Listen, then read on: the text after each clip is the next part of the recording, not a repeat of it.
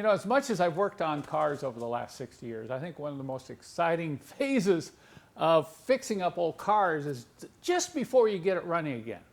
Either it's an engine overhaul or an engine replacement or a complete restoration. It's like, okay, we're ready to get this engine fired up. And so is the case with Digby here. Today, Digby's engine will probably cry again. We've gotten everything hooked up underneath. Most of the stuff is hooked up in the engine compartment. I've got the final vacuum 3-2 valve, all that little fine tuning I need to do around the engine when we lower it back down. But when it's up in the air, I'm going to go ahead and check the brakes. I know the brakes are working okay. Now you have to be a little bit careful about just okay with old cars. And I'm going to show you why in this video. I've done a lot of videos on brakes. I have a lot of instructional videos on my website about, rebuilding calipers, working on your brakes, putting new fluid in, and so on. But this is just a short video, a couple things you need to look for. If you have an old car, an old Mercedes or whatever, the brakes are working okay. Don't assume they're always going to be okay, particularly if the car's been sitting a long time. So what I did is I pulled the wheels off, and I'm looking at Digby's brakes, and the rotors look good, and the pads aren't too bad. The front pads are worn down a little over 50%, but I really don't need to change them, but not so fast. Let me show you why you want to at least remove the pads. But before you do that, you probably want to make sure the calipers are working properly, and you can do that by either jacking up the car or if it's on a lift. Just spin the tire, have somebody hit the brake real hard, have them release the brake, and the tire should still spin freely. If it drags, you've got to find out the problem. Otherwise, you're going to have worn rotors, uneven brake pad wear, and so on. So I'm going to show you now. We're going to pull these pads out of Digby's front brakes here, and I'm going to explain why I'm going to change them, and I'm going to explain what you need to do if you don't intend to change them. First off, when I pulled the wheel, the rotor was rusty. That's because Digby's been sitting outside for a couple months. And so I used the trick of using the pin tool here and spinning it and using sandpaper to clean the rust off the rotor.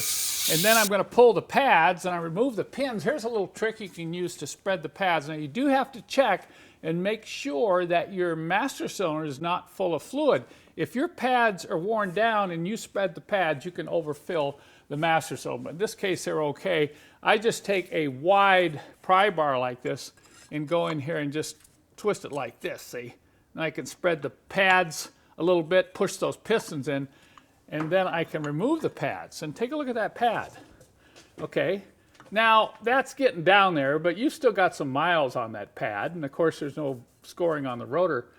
But this is what I'm concerned about, is all the rust and crud that collects on the back of the pad, the side edges of the pad, and the pins. Okay, all that rust will cause drag and prevent these pads from moving freely. Now you want to make sure your pads are moving freely because you hit the brakes, and if this is all gummed up and these are all rusty, the pad can sit in there and drag on the rotor while you're driving down the road, and that will increase pad wear and rotor wear. So even if your pads look okay, let's say this is, you're going to say, I'm not going to change yet. At least you want to pull the pads out. Clean these edges. Clean the back surface here. Look at how gummed up that is. Clean the back surface here and clean these pins and coat them with ceramic brake pad grease and then reinstall everything back in. And you're going to have pads that are going to perform properly for at least the remainder of their life. Now in this case, I'm going to change the pads because I'm tired of brake rotor dust. Digby's got nicely new painted alloy wheels. I don't want dust to get on the wheels. I could use dust shields, but I'm going to use ceramic pads. And I've been doing this on most of my cars now. I just change out the front pads to ceramic. These have a very nice shim on the backside to prevent squealing. And these are very high quality ceramic pads. You will not have to worry about cleaning your wheels so often. So we're going to clean these up. We're going to get new pads. Then I'm going to replace these flexible brake hoses. I have no history on when they were last changed. Maybe it was 20 years ago when I had the car, but I don't remember.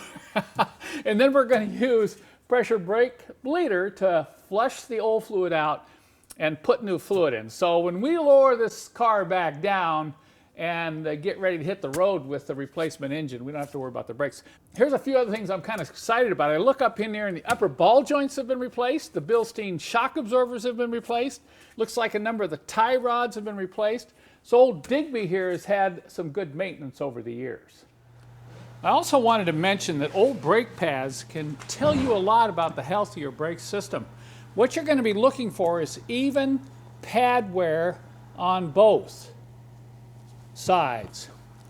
These aren't bad. You're looking for even pad wear on both sides, and you're also looking for even pad wear across the pad.